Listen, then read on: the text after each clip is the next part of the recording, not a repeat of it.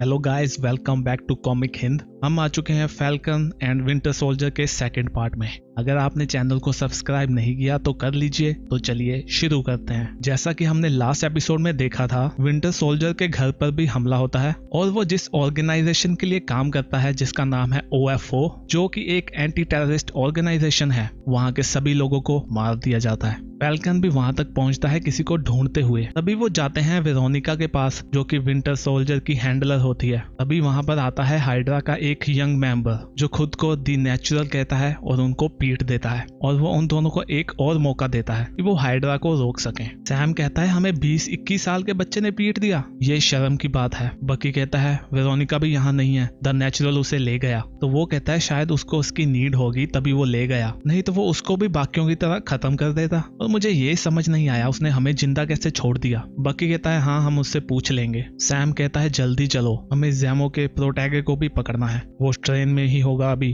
क्या पता the natural भी इसी का बंदा हो। बकी कहता है तुमने मुझे क्यों रोका उसे मारने से, उसने 9 बंदों का कत्ल किया था। तो सैम कहता है तुम कोई पनिशर नहीं हो, ये फ्रैंक कास्टल काम करता है ऐसे, तुम नहीं। बकी कहता है फ्रैंक कास्टल ने ऐसा काम किया था जो हमें काफी टाइम पहले कर देना चाहिए था, उसने बैरन जैमो को मार दिया, तुम्हें पता है उसने उसका सिर उड़ा दिया था। सैम कहता है ये मैटर नहीं करता, मैं नहीं चाहता तुम नेक्स्ट फ्रैंक कास्टल बनो, वो आदमी एक खूनी था, वैसे भी मैंने सुना है उसको फिस्क ने मारा था। बकी कहता है चलो अपने काम पे वापस चले। सैम कहता है गुड आइडिया, पर ट्रेन तो स्टेशन से निकल चुकी होगी, क्या तुम्हें लिफ्ट चाहिए। वो उसे उठा लेता है और दोनों ट्रेन तक पहुंच जाते हैं। वो उसके ऊपर लैंड करते हैं। बकी कहता है चलो अंदर चले। सैम कहता है वेट करो। वो कहता है हमारे पास टाइम नहीं है। तो सैम कहता है मैं तुम्हें 20 मिनट से उठाए हुए हूँ, मेरी बाजू मांस की बनी है, तुम्हारी जैसी नहीं है। बकी कहता है राइट सॉरी, वैसे तुम्हारे हाथ काफी नाजुक हैं। तो वो कहता है तुम ऐसी बातें क्यों करते हो हमेशा। वो दोनों यहाँ पर पहुंच चुके हैं पहली बोगी में। सैम कहता है तुम्हें पता भी है वो कैसा दिखता होगा। तो बकी कहता है अगर जैमो ने उसे सिखाया होगा तो वो भी उसी तरह का कोई पागल होगा जिसने कोई पर्पल मास्क पहना होगा।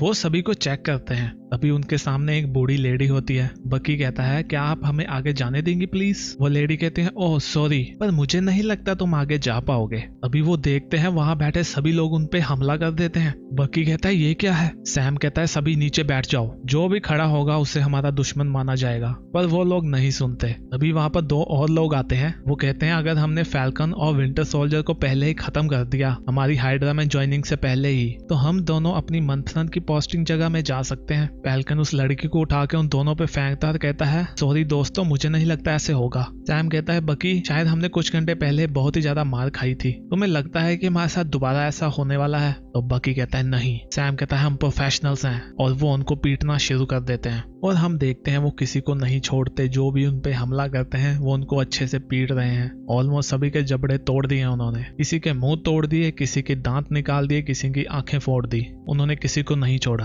फाइनली वो लास्ट 2 बंदों को भी पीट देते हैं। बकी कहता है इस ट्रेन में कितनी बोगी लगी है। सैम कहता है 8 होंगी। तो बकी कहता है तुम्हें लगता है बाकियों में भी ऐसे ही लोग होंगे। सैम कहता है लगता नहीं मुझे। वो सेकंड में जाते हैं तो वहां भी वैसे ही लोग होते हैं। फिर वो थर्ड में जाते हैं, 4th में, वहां भी सभी लोग उन पे हमला करते हैं और उनको पीटते हैं। फिर वो जाते हैं 5th, 6th और 7th में, वहां तो और भी भयानक फाइटें होती हैं, वहां गोलियां चलने लगती हैं, पर वो किसी एक को भी नहीं छोड़ते। बकी कहता है जिसको तुम ढूंढ रहे थे वो भी क्या यही तो नहीं थी। सैम कहता है मैकेंजी नहीं, वो ऐसे हम पे हमला नहीं कर सकती, वो सोल्जर है, कोई खूनी नहीं। बकी कहता है चलो उस प्रोटीक के पास जाते हैं और उसकी खोपड़ी में बुलेट डालते हैं। सैम कहता है क्या तुम उसे बस घायल कर सकते हो। तो बकी कहता है हाँ, उसके भेजे में गोली मारूंगा ना, वो घायल ही होगा बस। वो अंदर जाते हैं और कहते हैं कोई नहीं हिलेगा। वहां पे एक मास्क वाला बंदा होता है, उसके साथ 2 और लोग बैठे होते हैं। सैम बकी को मजाक करते हुए कहता है क्या तुम उसे पहचान सकते हो। बकी कहता है हाँ, ये थोड़ा सा मुश्किल है, पर मैं उसे पहचान लूंगा। वो कहता है मैं बहुत ही ज्यादा निराश हूँ, तुम कम से कम ये अपना मास्क तो बदल लेते, तुमने अपने गुरु जैसा ही मास्क पहन लिया, ये मास्क भद्दा है, ऐसा लग रहा है जो दुकानों के बाहर पुतले होते हैं मैं उनसे बात कर रहा हूँ। तो वो मास्क वाला आदमी कहता है हेलो जेंटलमैन, बड़े टाइम बाद मिले हो। बकी कहता है ओह, मुझे तो लगा था पनिशर ने तुम्हें खत्म कर दिया है जैमो। तो यहाँ पे हमें पता चलता है कि जैमो ये खुद होता है, ये कोई उसका शिष्य नहीं है। वो कहता है पनिशर ने मेरा हैंड काट दिया था, पर हाँ गोस्ट ने मुझे मार ही दिया था, पर मैं फिर से जिंदा होके आ गया देखो। बकी कहता है अगर मैं तुम्हारे भेजे में गोली घुसा दूं, क्या तुम उसे भी रिवर्स कर सकते हो। वो कहता है तुम मुझ पे गोली नहीं चलाओगे। बकी कहता है ऐसा क्यों। तो वो कहता है अभी मेरा ओपोनेंट ऐसा है जो कि हाइड्रा में है और हमें पता नहीं है कि वो है कौन, पर वो काफी ऊंचे रैंक का है हाइड्रा में। अगर वो हाइड्रा सुप्रीम बन गया ना, तब वो इतने अटैक करेगा कि तुम्हारी अमेरिकन गवर्नमेंट भी गिर जाएगी। और काफी लोगों को मरना भी पड़ेगा। बकी कहता है अगर तुम जीत गए फिर क्या होगा? वो कहता है मैं हाइड्रा को जिंदा करना चाहता हूँ, पर मैं कोई पागल नहीं हूँ। मैं सब कुछ प्लानिंग से करूंगा और मैं तुम्हें मौका भी दूंगा कि तुम मेरी चालाकियों को रोक सको इन फ्यूचर अगर तुम्हें कभी टाइम मिला। तो बकी कहता है मतलब मेरे पास दो ऑप्शन है, या तो मैं उससे लड़ूं जिसे मैं जानता नहीं हूँ, या तुमसे जिसके बारे में मुझे पता है। जैमो कहता है चॉइस तुम्हारी है। सैम कहता है क्यों ना हम पहले तुम्हें खत्म करें, उसके बाद उस अननोन बंदे को, तो हम सभी भी खुश रहेंगे ना। वो कहता है तुम ऐसा नहीं कर पाओगे। सैम कहता है हमें नेचुरल के बारे में बताओ। तो जैमो कहता है अच्छा तो तुमने उससे मिल लिया, वो बंदा काफी अच्छा है जब वो किलिंग के मामले में आता है। सैम कहता है वो तुम में से एक था क्या? तो वो कहता है नहीं अभी तो नहीं, उसके जैसे को रिक्रूट करना काफी डेलिकेट प्रोसेस था। तो सैम कहता है तो तुमने फेडरल यूटिलिटीज में हमला नहीं किया। वो कहता है मैं OFU में क्यों हमला करूंगा, उन्होंने तो मेरी काफी मदद करी है। बकी कहता है मदद कैसे? तो वो कहता है हमें उनके मिशन के बारे में पता था, हमें पता था कि वो ट्रेनिंग कैंप्स को ट्रैक कर रहे हैं। पहले मैंने भी यही सोचा था कि उनको खत्म कर दूं, फिर मैंने सोचा कि मुझे उनकी रिपोर्ट्स काम आ सकती हैं। सैम कहता है अच्छा तो उनकी मदद से तुमने रिक्रूटमेंट करी? वो कहता है हाँ बेस्ट और ब्राइटेस्ट की, मैंने सभी अच्छे अच्छे बंदों को रिक्रूट कर लिया और जो फालतू बचे थे उनको वहीं छोड़ दिया। तो बकी कहता है OFU में हिट करने का किसने ऑर्डर दिया था? तो वो कहता है मेरे ओपोनेंट ने ही दिया होगा, वो मुझसे जेलस थे ना कि मैं इतने अच्छे बंदों को रिक्रूट कर रहा हूँ। बकी कहता है नीचे बैठ जाओ। सैम कहता है तुम इतने असैसिन्स लेकर कहाँ जा रहे थे, और वो भी इतने निकम्मे। जैमो कहता है हाँ मुझे पता है उनकी परफॉर्मेंस इतनी अच्छी नहीं थी, पर हम उनको बेहतर बना देंगे, तुम देखना। बकी कहता है तुम मजाक कर रहे हो ना, अगर उनके साथ कुछ करना है तो हमें उनकी डी प्रोग्रामिंग करनी होगी। जैमो कहता है बकी तुम तो समझदार थे ना, तुम्हें ये भी नहीं पता चला कि तुम मेरे साथ पार्टनरशिप कर रहे हो?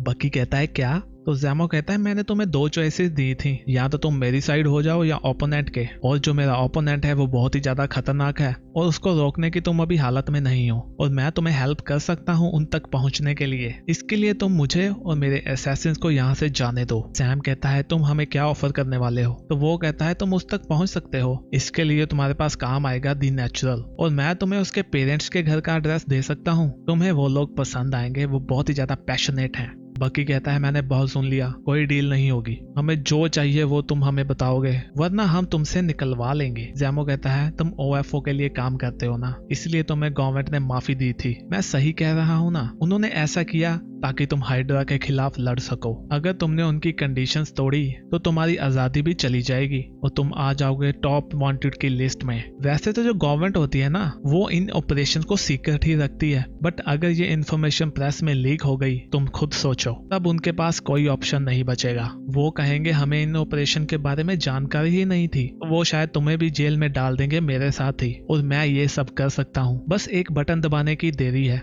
बकी उसके लैपटॉप पे गोलियां चला देता है। जैमो कहता है वैसे ये वो बटन नहीं था। सैम कहता है हमें एड्रेस बताओ। वो दोनों एक घर के बाहर पहुंच चुके हैं। बकी कहता है तुम्हें पता है इस जॉब का बेस्ट पार्ट क्या है, कि जब तुम्हें किसी बुरे आदमी के साथ काम करना पड़े और वो भी अपनी इच्छा से नहीं, और वो तुम्हें यूज करे अपने राइवल को मरवाने के लिए, इससे बेहतर क्या हो सकता है। वो दरवाजे पर नॉक करते हैं, तभी अंदर से आवाज आती है, अरे ये देखो वो लोग आए हैं। वो दोनों शौक में जाते हैं, ये क्या है? तो हम देखते हैं कि उसके माता पिता भी कैप्टन अमेरिका के बहुत ही बड़े फैन हैं, जैसे कि दी नेचुरल था। वो दोनों कहते हैं बस यही बचा था। तो गाइज इसी के साथ हमारा ये पार्ट खत्म होता है।